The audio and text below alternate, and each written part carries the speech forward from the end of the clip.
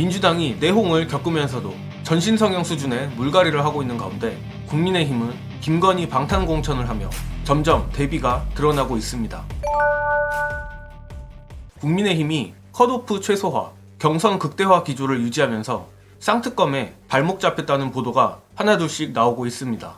공관위는 21일 경선 여부가 결정되지 않은 보류지역 78개 중 3개 선거구의 단수 추천, 13개 선거구는 경선 지역, 4개 선거구는 우선 추천 지역으로 정했습니다만 하위 10%에 해당하는 현역 의원 컷오프에 대해서는 여전히 손도대지 못했습니다.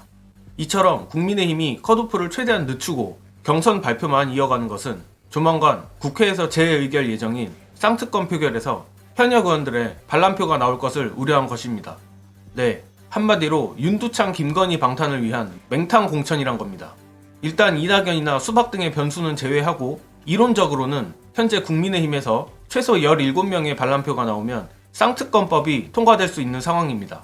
익명투표인 재의결 특성상 국민의힘은 표결 시 정족수만 채우고 단체 퇴장하는 방법으로 김건희 방탄을 할 가능성이 유력한데, 만약 낙천자들이 무소속이나 제3당으로 이적해 출마하는 경우는 이런 꼼수가 안 통하기 때문에 국힘 공관위가 최대한 질질 끄는 것입니다.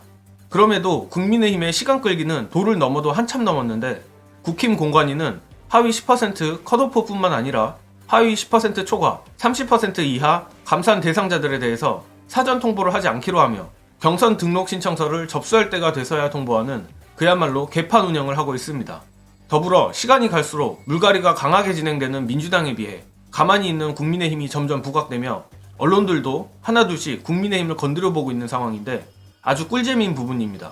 공천 잡음이네 뭐네 해도 결국 나중에 웃는 자가 승자 아니겠습니까?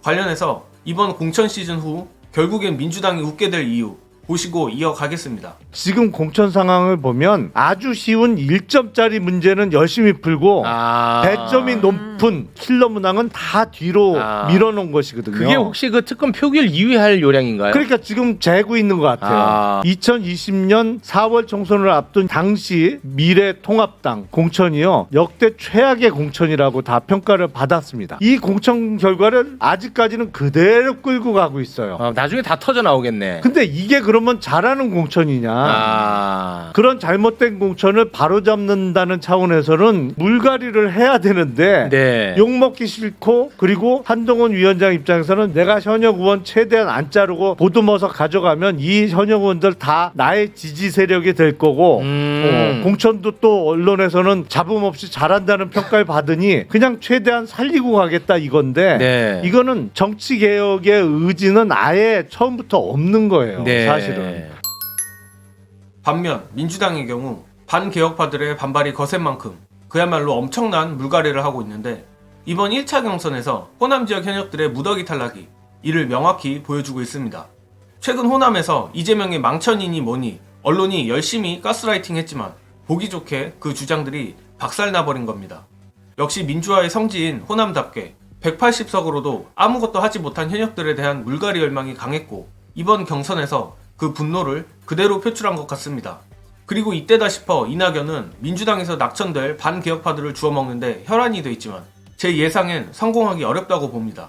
비명계인 박용진, 윤영찬, 송갑석이 하위 20%에 들어 불이익을 받음에도 어떻게든 당내에 남아서 경선을 치르겠다고 하는 것은 이낙연과 같이 해서는 답이 없다는 걸 알기 때문이죠.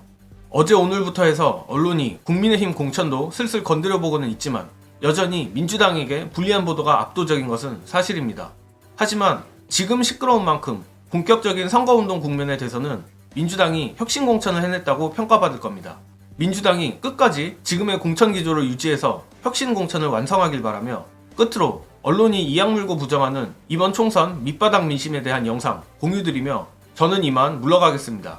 시청해주신 여러분 감사합니다. 자, 윤영찬도 안 나가고 박용진도 안 나갑니다. 윤영찬이나 박용진 입장에서는 그냥 30% 마이너스를 안고 민주당에서 경선하는 게 살아남을 가능성이 조금 더 높지, 이낙연 신당 가봐야 죽는다라고 생각을 하는 겁니다 지금. 심지어 박용진 의원 같은 경우는 원래 지역구 관리 잘하기로 유명하거든요. 박용진은 살아올 가능성도 상당히 있습니다. 근데 윤영찬은 떨어질 가능성이 매우 높고 넘거든요. 30% 안고 윤영찬 못 이겨요. 근데도 당이 남겠다고 하는 거는 어쨌든 지금 나가면 끝이다라는 생각을 다 하는 거야. 특히 수도권 지역의 국회의원들이 안 움직이는 게 매우 의미심장한 겁니다. 최근 여론조사 몇 개 보고 나가지고 지금 이제 국민의힘 지지율 신났죠. 그게 아니에요. 그걸 누구보다 잘하는 게 지역구의 현직 선수로 뛰고 있는 후보들입니다. 그 움직임이 없는 거예요. 안 그랬으면 지금 민주당이 수도권에서 박살날 것 같잖아요. 들썩들썩해요. 아니면 후보 몇몇이 단수 공천 받은 사람들 같으면 이미 공천 확정됐기 때문에 뭔 얘기부터 하냐면 당대표 물러나고 비대위 꾸려라 부터 얘기가 나와야 정상이야. 안 나오죠. 현장 상황이 다르다는 거예요.